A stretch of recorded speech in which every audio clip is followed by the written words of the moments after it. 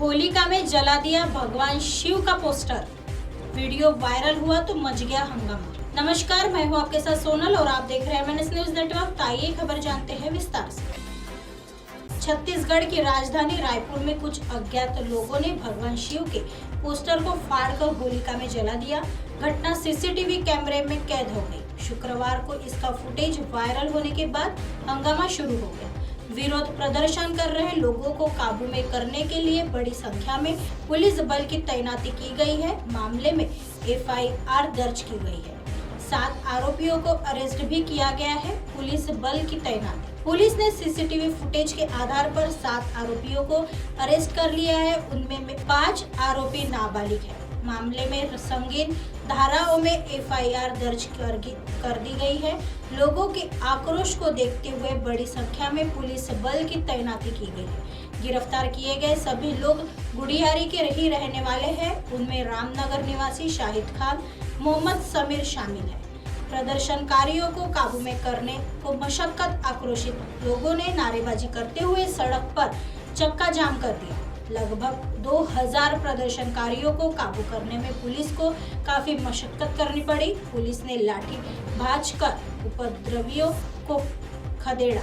इसी दरमियान प्रदर्शन कर रही भीड़ में से कुछ लोगों ने पुलिस पर पथराव भी किया। बताया जा रहा है कि पथराव की घटना में कुछ पुलिस वालों को भी चोटें आई है। क्या है मामला? प्राप्त जानकारी के अनुसार मामला गुड़ियारी इलाके के कृष्णा नगर का है। वही एक बिजली के खंभे पर पोस्टर लगा हुआ था। कुछ अराजक तत्वों ने रात को खंभे पर लगे पोस्टर को फाड़ा और फिर होलिका में जला दिया। आरोपियों में नाबालिग भी शामिल थे। घटना की फुटेज वायरल होने के बाद पुलिस ने पास के सीसीटीवी कैमरों के फुटेज खंगाले। उससे पता चला कि 8 और 9 मार्च की रात में कुछ अराजक तत्वों ने अंधेरे का फायदा उठाकर इस कृत्य का अंजाम दिया। धार्मिक पोस्टर को फाड़कर होलिका में जला दिया। आइए बढ़ते हैं अगली खबर में। नागपुर में भीख मांगने पर लगी रोक, अपने गांव भेज दिए गए भिखारी। जानिए क्या है वजह। यह खबर नागपुर शहर से सामने आई है।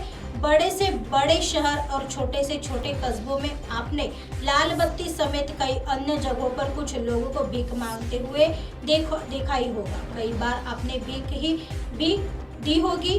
कई बार आपने यह भी सोचा होगा कि यह लोग दिन भर भीख मांगकर अपने घर का गुजारा कैसे कर लेते हैं। खैर, इस पर चर्चा कभी किसी और दिन। आज हम आपको भिखारियों से जुड़ी हुई अन्य खबर बताने जा रहे हैं। महाराष्ट्र की उपराजधानी कही जाने वाले नागपुर शहर में भीख मांगने पर रोक लगा दी है। शहर में भिखारियों के लिए धारा 144 लागू किया है।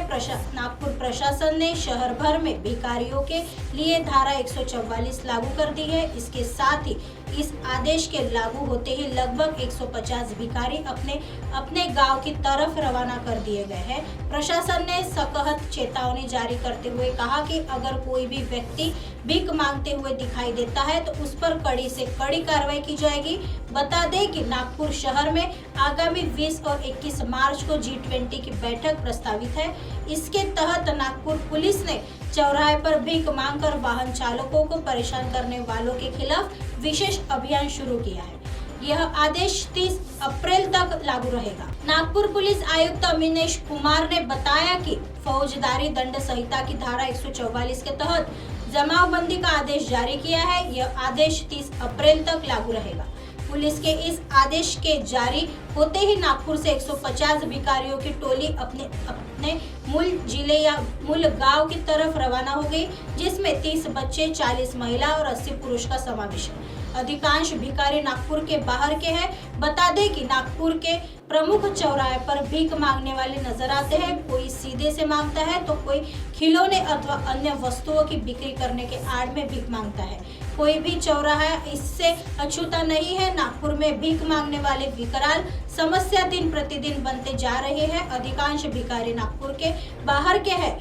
उन्होंने चौराहों, फुटपाथ तथा मैदानों पर कब्जा किया है। पुलिस ने भिखारियों के खिलाफ मुहिम आरंभ की है। पुलिस की अधिसूचना के माध्यम से भीख मांगने पर सख्त रोक लगाई गई है। इस आदेश का उल्लंघन करने वालों के खिलाफ भारतीय दंड संहिता की धारा 188 के तहत आपराधिक कार्रवाई की जाए। आइए बढ़ते हैं अगली खबर की तरफ। अयोध्या में बन रहे राम मंदिर में चंद्रपुर की लकड़ी का उपयोग, सुधीर मुनगंटीवार ने दी जानकारी। यह खबर चंद्रपुर शहर से सामने आई है।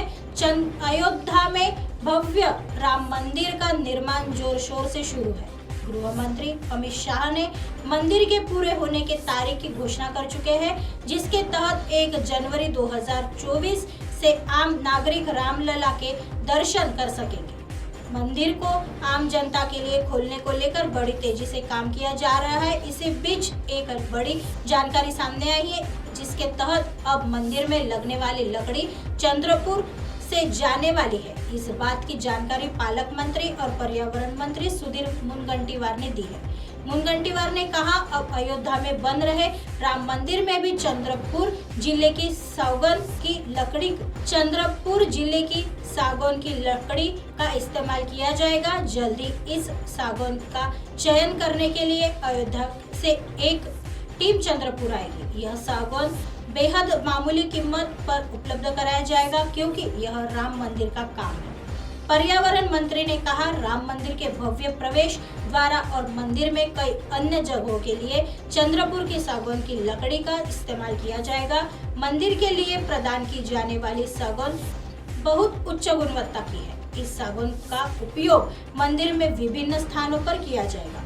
सेंट्रल विस्टा प्रोजेक्ट में हो रहा इस्तेमाल। चंद्रपुर जिला घने जंगलों और उनमें रहने वाले जंगली जानवरों के लिए दुनिया भर में खूब प्रसिद्ध है, जहां राष्ट्र के साथ अंतर्राष्ट्रीय पर्यटक बड़ी संख्या में वहां आते हैं। इतना सब होने के बाद चंद्रपुर जिले की मूल सागौन की लकड़ी भी देश में कई आकर्षक और खूबसूरत इमारतों में इस्तेमाल की जा रही है। प्रधानमंत्री नरेंद्र मोदी जी के ड्रीम प्रोजेक्ट में से एक सेंट्रल विस्टा बिल्डिंग में चंद्रपुर की उच्च गुणवत्ता वाली सागौन का इस्तेमाल होता है। ऐसी खबरें फिर लेके आएंगे इसी समय इसी जगह। तब तक देखते रहे MNS न्यूज़ नेटवर्क। नमस्कार।